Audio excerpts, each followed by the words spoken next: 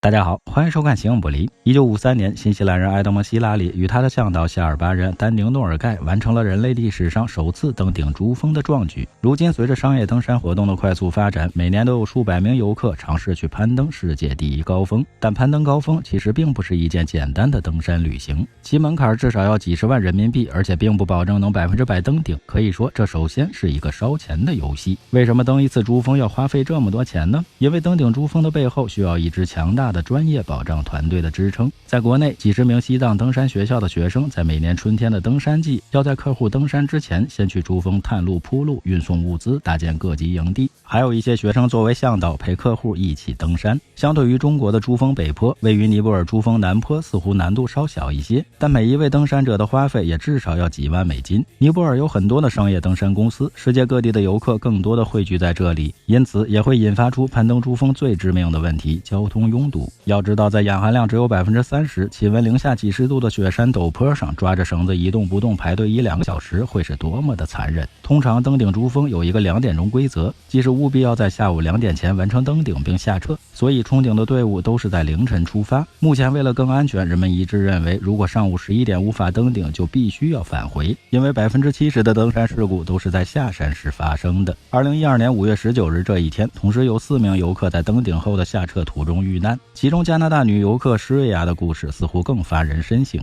33岁的施瑞亚为此次登顶珠峰抵押了房子，总共花费了10万美金。她并没有高海拔的登山经验，因此她的登顶目标与身体极限产生了致命的矛盾。5月19日当天，总共有150人要去登顶，漫长的排队等待额外消耗掉了更多的氧气。当施瑞亚的2位向导发现她在冲顶的路上越来越虚弱，并且时间已经接近中午却还未登顶时，曾劝她放弃并立即返回，但施瑞亚拒绝了。最后12米高的希拉里台阶是一道致命的屏障，不过最终施瑞亚在经历了17个小时的漫长等待和攀爬之后，终于在下午2点登顶成功。由于严重的交通拥堵，他被迫等待了25分钟，才于2点半开始下车。尽管身边有向导陪同，但体力和氧气都已耗尽的施瑞亚还是倒在了距离营地仅250米远的地方。Save me 是他留在人世间的最后一句话。在海拔8000米以上的死亡地带，曾发生过好多起氧气瓶丢失的事件。如果一个人在这里倒下，即使是为登山而生的夏尔巴人向导也无能为力。每个人攀登珠峰的目的各有不同，有些人是挑战人类的极限，无氧无向导独自攀登；